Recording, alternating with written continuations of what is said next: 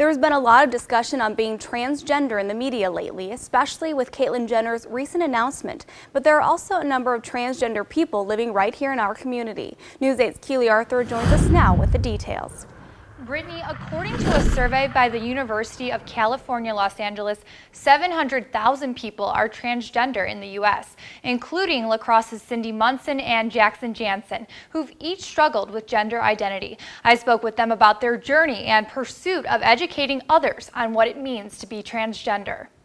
I've been Cindy for about 13 years now. Cindy Munson's story really begins 66 years ago when she was born in a boy's body and named Todd. I remember telling my mother once that I was a different kind of boy. As an adult, Munson knew she wanted to make a physical change to female, but the husband and father held off. I know what it's like to grow up being mixed up about gender identity, and I didn't want to have her have that problem with a transgendered father. Around 2002, she finally began medical treatment, making the person she always felt like appear on the outside. People who knew me when I was Todd saw me as being a very edgy person. Since I became Cindy, became myself,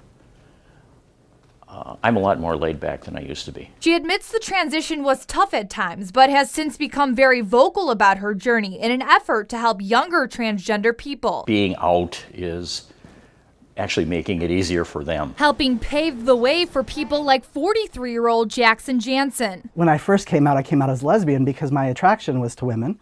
I was in a female embodiment, although it was very butch.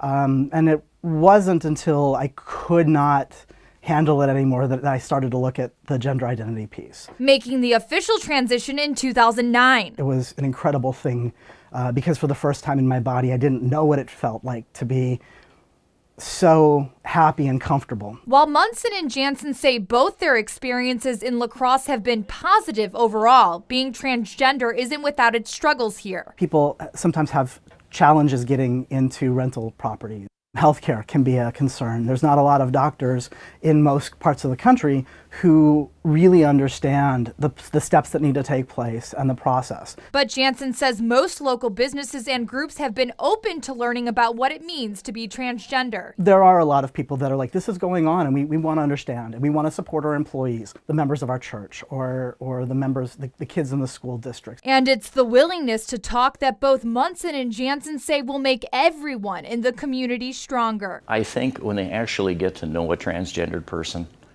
I think personally, and see them as a human being, I think that really covers a lot of ground. It really explains a lot of things to people. I want to make a safe space for everybody, not just LGBTQ people, but all of our community members. Despite Cindy Munson and Jackson Jansen's activism in the La Crosse area, they have not yet met, but will soon at a conference on transgender education. Both say they are very happy and in loving relationships with the same person they were with prior to their transition. Thanks so much, Keely. For resources and to learn more about gender identity, you can go to the website at the bottom of your screen.